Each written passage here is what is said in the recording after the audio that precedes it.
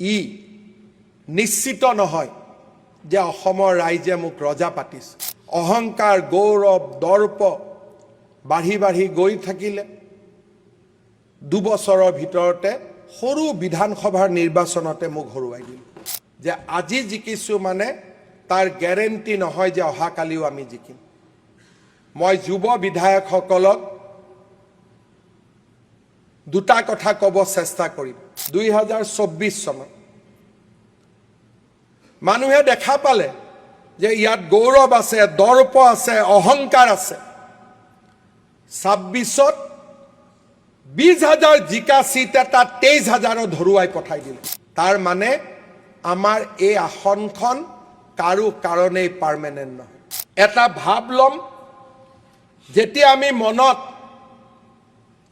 অহংকাৰৰ সৃষ্টি কৰিম যে আমি জিকি আহিলোঁ, অহাবাৰো আমি জিকিম, কিন্তু তাৰ মানে ই নিশ্চিত নহয় যে অসমৰ ৰাইজে মোক ৰজা পাতিছে। যোৰহাটত মই লোকসভা জিকিলোঁ, অহংকাৰ, গৌৰৱ।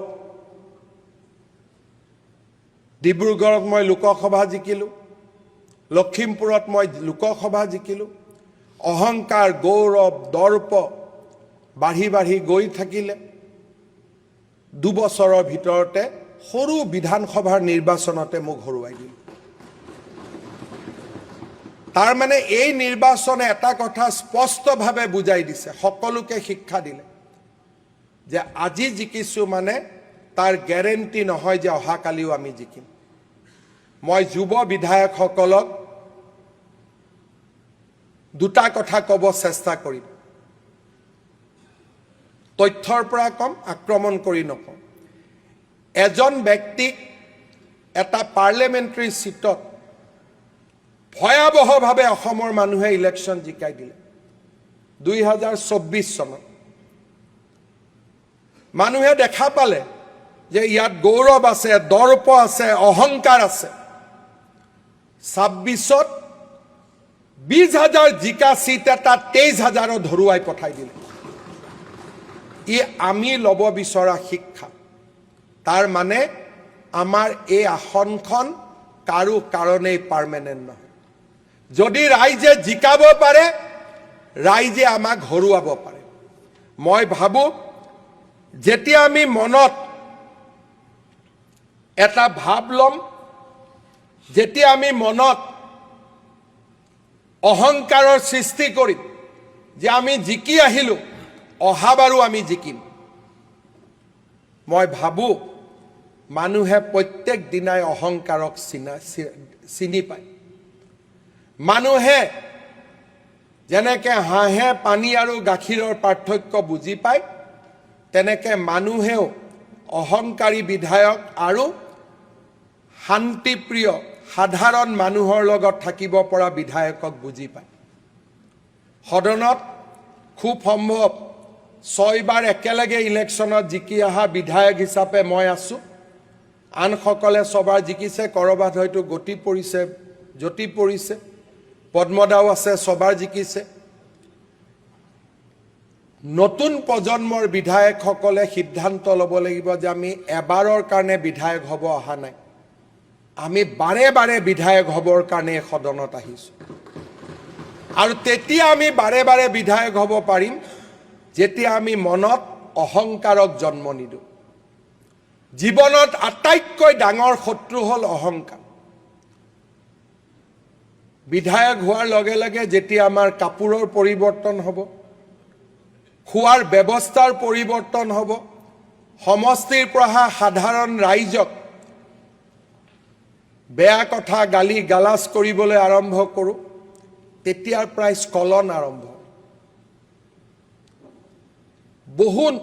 যোৱা 15 বিধানসভাত থকা বহু বিধায়ক আজি সদনত অহা নাই। তাৰ পৰা নিশ্চয় নতুন বিধায়কসকলে শিক্ষা ল'ব। মই সকলোকে আহ্বান কৰিম, আমাৰ জীৱনৰ আটাইতকৈ ডাঙৰ শত্ৰু হৈছে আমাৰ অহংকাৰসমূহ। মোৰো যদি ক'ৰবাত অহংকাৰ হয়, আপোনালোকে মোক দেখুৱাই দিব আৰু আপোনালোকেও চেষ্টা কৰিব যাতে আমি অহংকাৰক ওচৰত আহিব নিদিওঁ।